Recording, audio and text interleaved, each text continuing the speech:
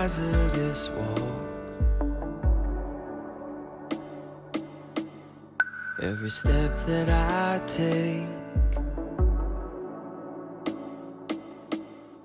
every fork in the road, Lord, you light up my way. Every deserted place, every corner of shame, Lord, you fill with your peace. As I whisper your name, when the battle's too hard, I will praise you. When it's out of my hands, I will lift them to heaven. When I can't see too far, I will lift my eyes to my Father, Lord of all.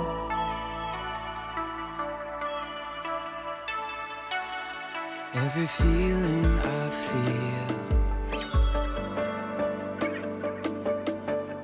every treasure I take, Lord, I'm handing them over to the God of all grace. Every failure and fear, all rejection and hate, dissipating the wonder of the ancient of days. When the battle's too hard, I will praise you. When it's out of my hands, I will lift them to heaven. When I can't see too far, I will lift my eyes to my Father, Lord of all.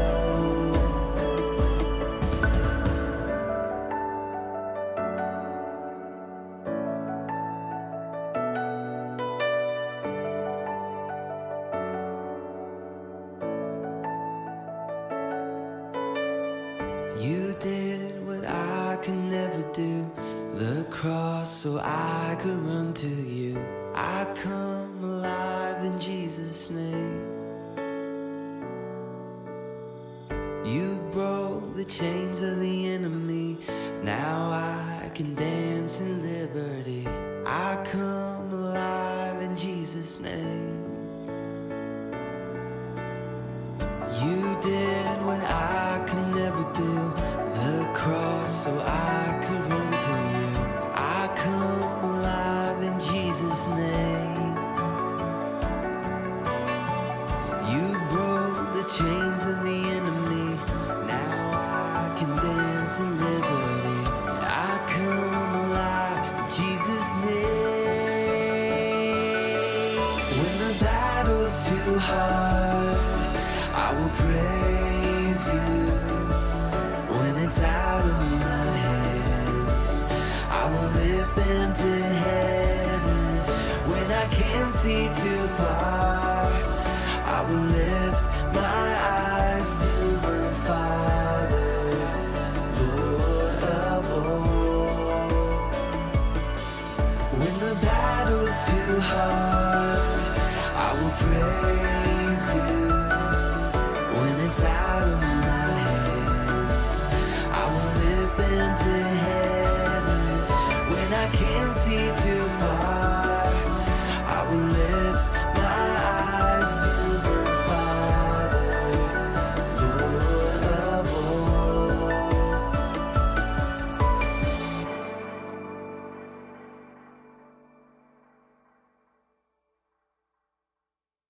How many people are just thankful to have church in the midst of all the craziness, right? Isn't that awesome?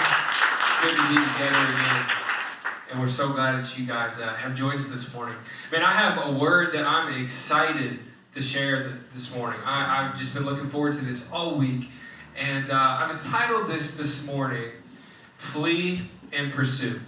Flee and Pursue. And we're going to be reading from 2 Timothy.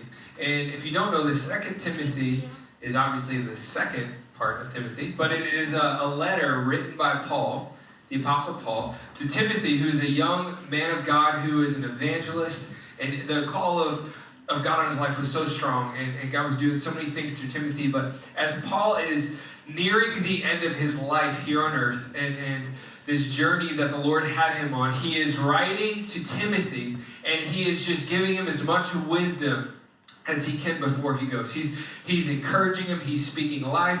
He's giving him warnings. He's just trying to lay things out as clear as he can for Timothy, in the hopes that Timothy will just continue on this path that he is on, to just really experience the fullness of God and of the call that was on his life.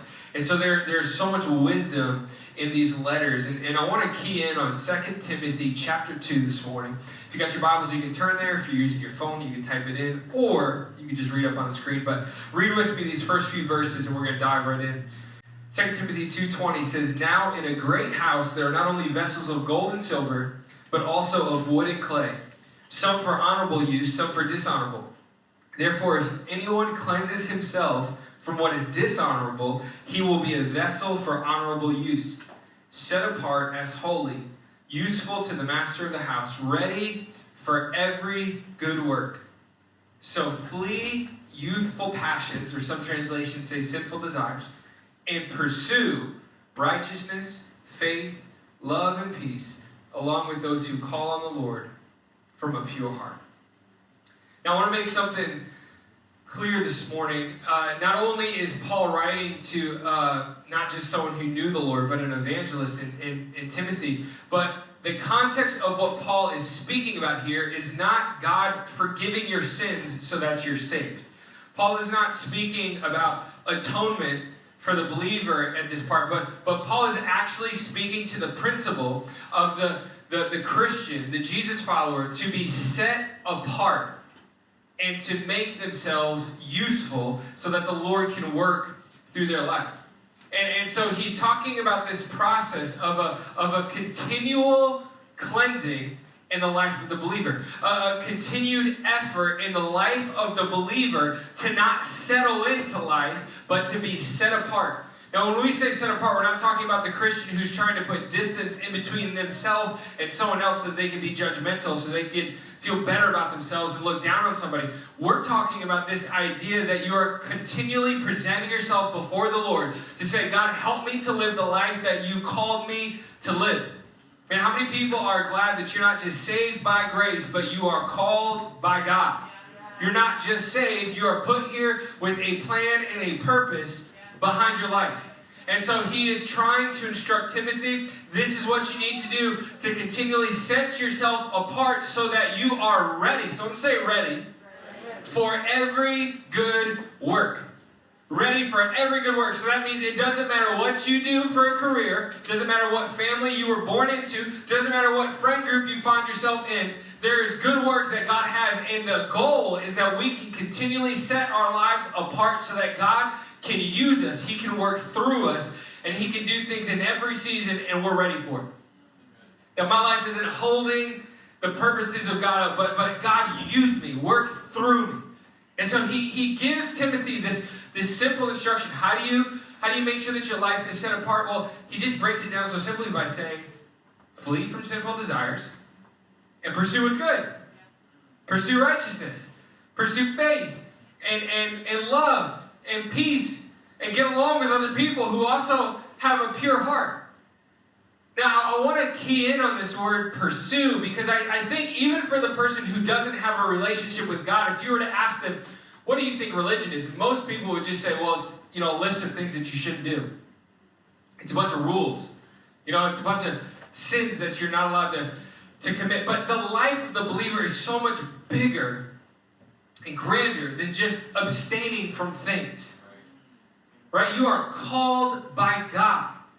There is a plan and a purpose for your life. And so I want to look at this second idea that he says, don't just flee, but flee and pursue what is good. I want to look at this word pursue. And so I'm going to point out a few things to you, a few ideas that I've been just meditating on this week, and I think it's really going to encourage you. The first is this: pursuit requires movement on your part. Pursuit requires movement on my part. And so, it's funny that Paul is not writing Timothy, and he says, be careful of sinful desires and entertain the things of God.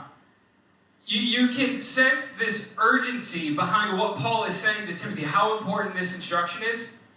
When someone says, flee, that means get up and run. Give it everything that you have. You better go.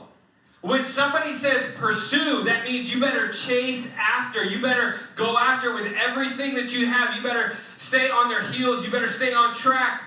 There's an urgency behind this instruction and direction that Paul is speaking to Timothy, a guy who already had a relationship with the Lord, a guy who's already being used by God. But in order to stay set apart, Paul is saying, this is what I'm telling you. You need to flee and you need to pursue. Flee and pursue, it requires movement. Not just movement, but even directional movement. Like you are not just running aimlessly. You are not running circles. You are not running around chaotically, but you are running with a purpose. And it's so important to understand how these things are connected, because the things that were sent to trap you, to trip you up, to hold you in bondage, to ensnare you, are in the opposite direction of the things that God has sent to bring you freedom and liberty. To bring purpose up in your life. And so when you can follow this instruction and with urgency, you can make the effort to run from the things that are sent to trip you and to hold you in the same place and run towards the things that God has. You are not stretched out between two things. You're going in the same direction. They complement each other.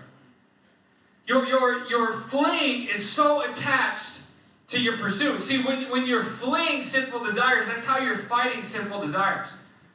But when you're pursuing the things of God, that's where your growth comes in. And it's your growth in God that enables you to fight and flee the sinful desires like you're supposed to. See, this is the thing, though. I think as believers, a lot of times we can read the words flee and pursue, but the way that we choose to live is more like dodge and peruse. Anybody remember Dodgeball, the movie? I'm not recommending it. If you've seen it, you've seen it. But remember that term, if you can dodge a wrench, you can dodge a ball. I feel like so many Christians, you're like, oh, I dodged that attack, I'll be able to dodge them all. Like, come on, what else? You start to feel good, like, yeah, the enemy tried to trip me up, and you know what, I called my accountability partner, and I got past it. And then you just kind of hang out in the same place until you mess up the next night, or the next day. You weren't created to just stay in the same place and dodge the attacks of the enemy your whole life. But what keeps you in the same place is the idea that there's no urgency to pursue the things of God. You're just perusing the things of God. You're just entertaining the things of God. You're just browsing the things of God. There are times where you spend more time entertaining or browsing those things, and maybe you pick it up and you're like, wow, this is nice. This made me feel good tonight. I'm going to put that back until next time I'm in church. Or, man, it was really cool having a conversation. Hopefully that person figures it out. Or there are times where we will give God a little bit of our time. We'll make some room for the things of God, but we're not intentional about running after the things of God. And it's because of that we end up staying stagnant, settling in the same place, not being set apart, and then we spend a lifetime trying to dodge the things of the enemy, trying to dodge the things of our past. I don't know what kind of shopper you are in the room, but this is a big deal, and this almost ruined my marriage. And I'm joking. I should joke about that. But I had such a reality check after Faith and I got married. I knew Faith loved to shop.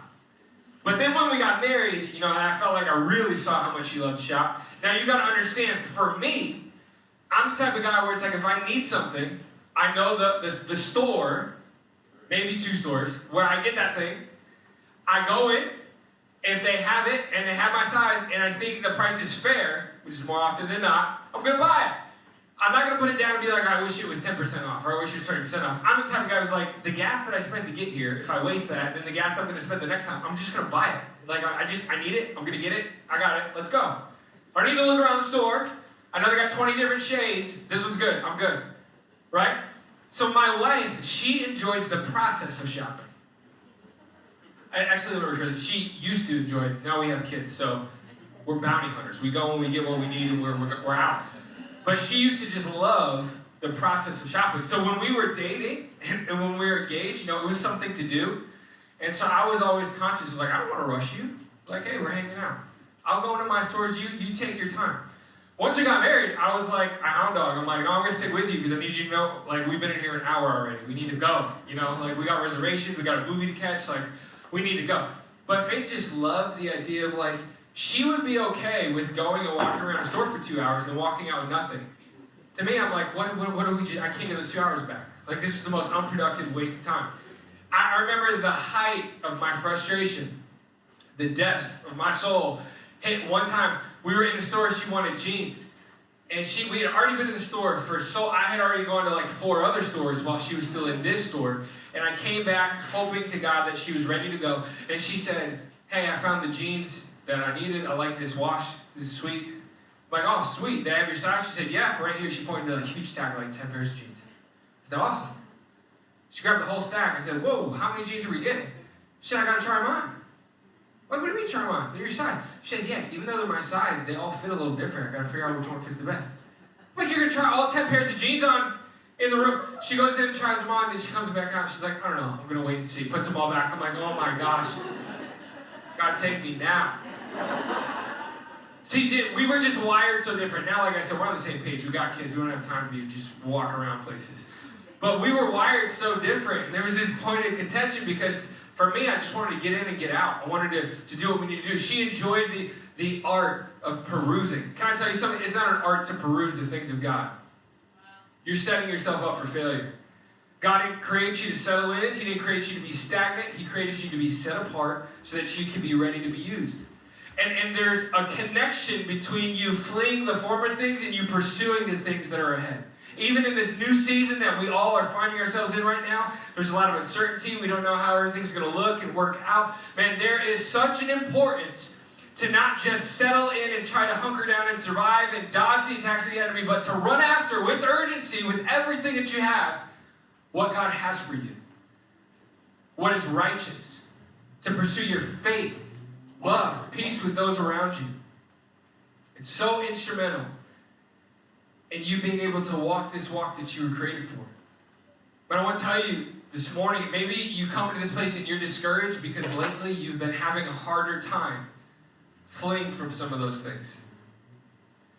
Maybe you're discouraged, feeling like you have returned to things that you thought you were past, and you've been finding yourself not having enough strength to say no. How many people know sometimes to say yes to things of God requires you to say no to the things of the world? Can I just tell you this morning, if you've been having trouble fleeing, maybe it's because you've stopped growing.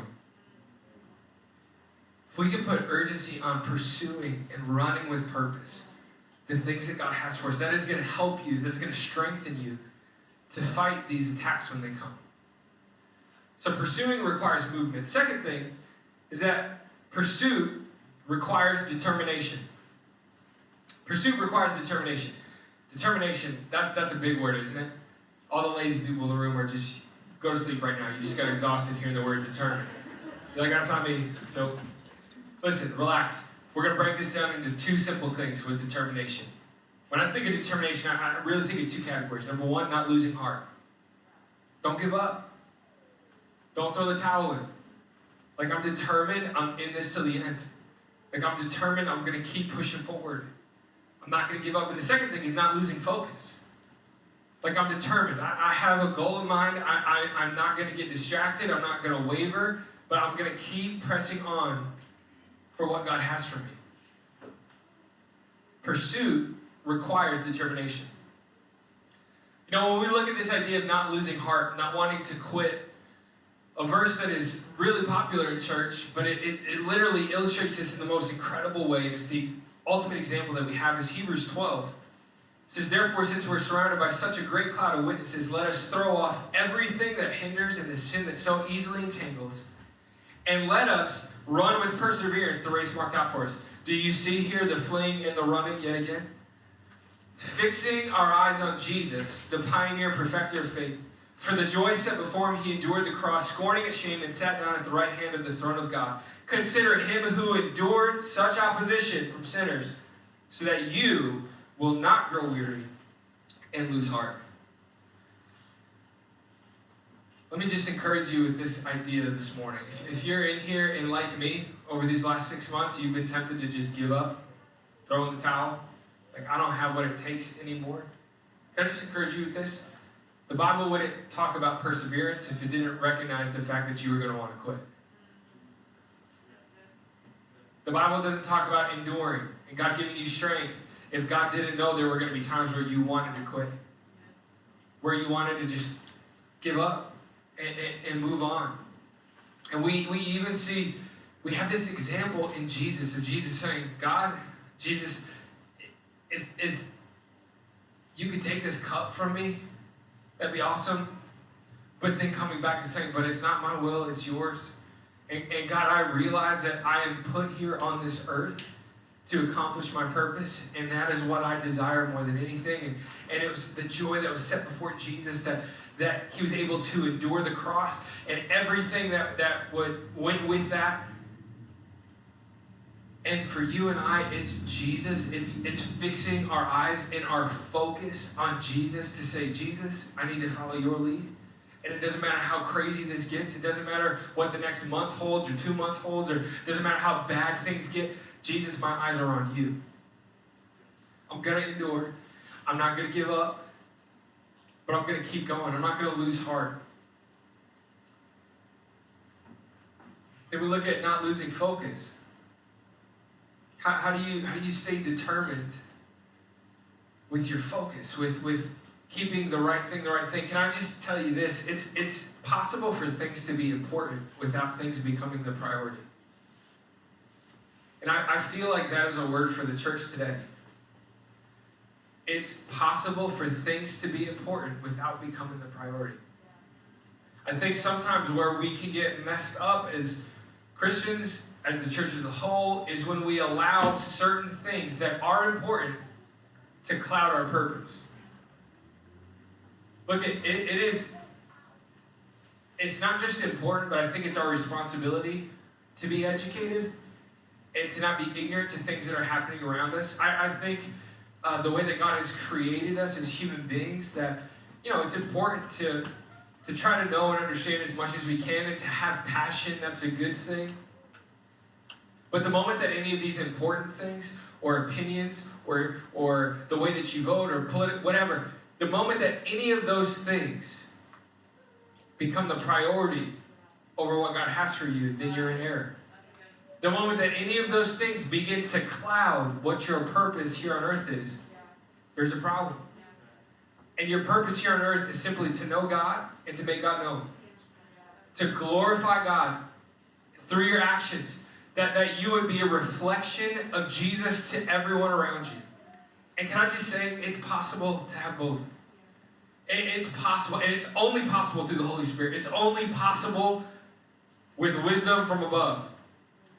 Because we have to, as we all know right now, we're navigating uncertain times right now.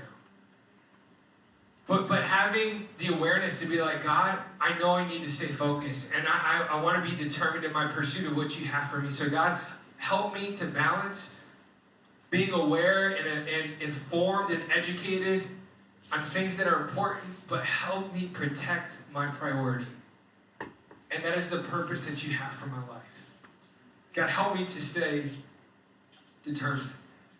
Life will continually want to take you an alternate route than what God has for you. But just like we read in Hebrews, there is a race that's marked out for you. There's a plan for your life. I know sometimes life feels like it's spiraling out of control and we begin to doubt, is there any rhyme or reason to anything? There's a plan for your life.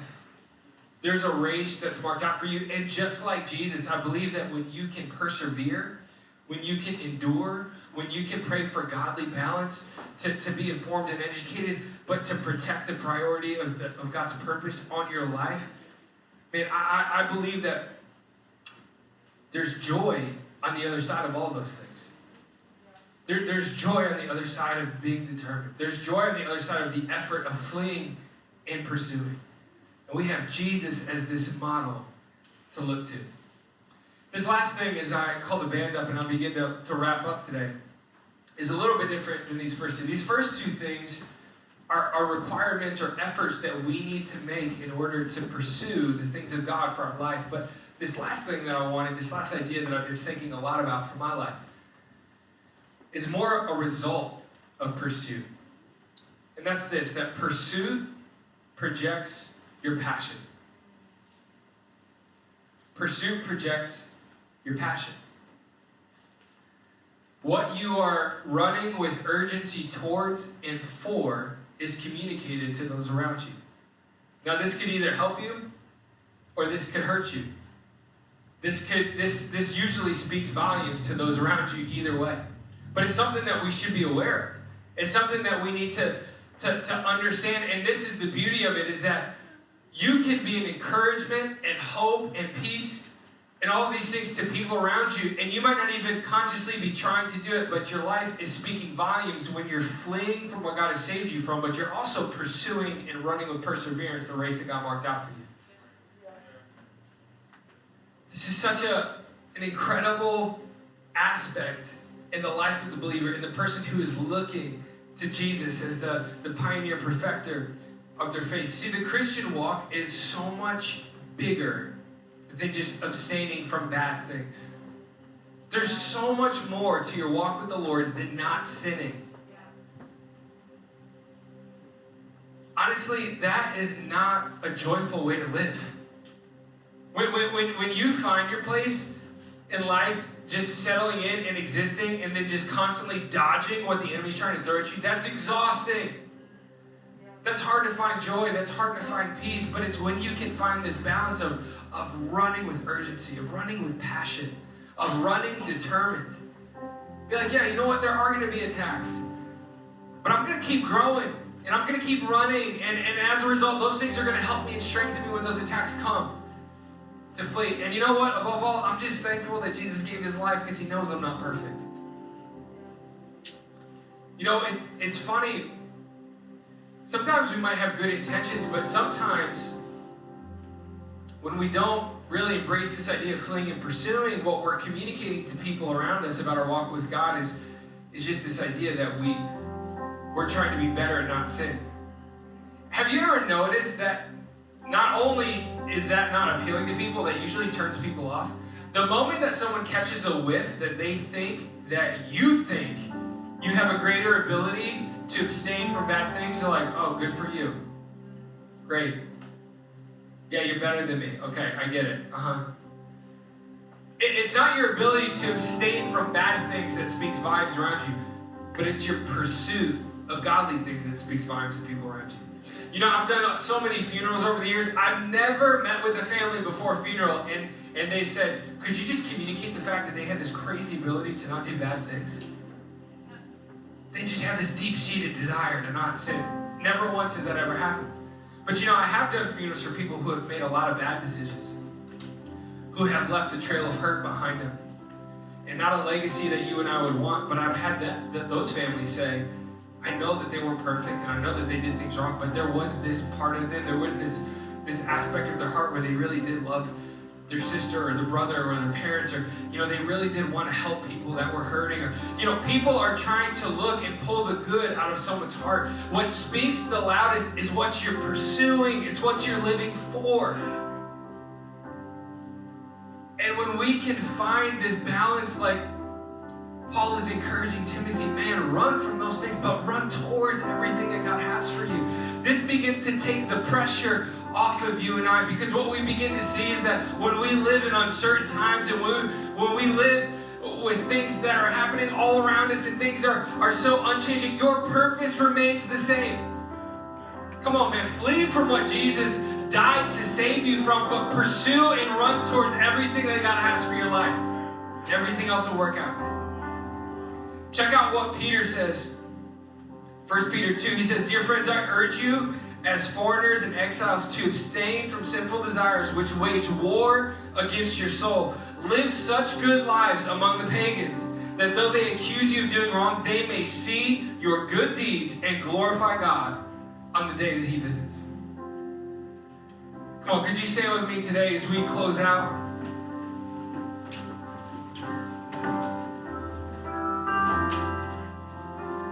I want to encourage you this morning that wherever you find yourself, maybe you're so new to this walk with the Lord. Maybe you have been around this your whole life. Maybe you've walked with the Lord for years. This is never a word that we outgrow. This is never a word that I did that, now I can move on. Paul is saying this to Timothy, someone who's already involved in full-time ministry, someone who has dedicated his life to the gospel. Paul is saying, man, you keep going. Paul himself was asking for parchment and paper and pens up until the day that he died so that he could keep being a mouthpiece for the Lord, so that he could keep spreading the good news of the gospel. Man, if you're here and you've just been discouraged, you've been depressed, you've been struggling, maybe you feel like you've fallen back into this pit of things that you felt like the Lord had saved you from, can I encourage you today, man, let's not overcomplicate it. Let's run from those things, but let's pursue what God has. Come on, in times where we might be discouraged by what we see, if I can just run with urgency this race that Jesus has marked out for me, if I can trust that there is joy and there's peace and there's faith and there's righteousness attached to this walk that I'm called to live, just run with everything that you have. Stay focused, stay determined. Don't get stagnant, don't settle in, but live a life where you are moving forward. I am moving on. Devil, you might have tripped me up. This might have been a bad month, but guess what? It's a new day. Tomorrow's a new morning. And I'm going to get back on this race and I'm going to run with perseverance.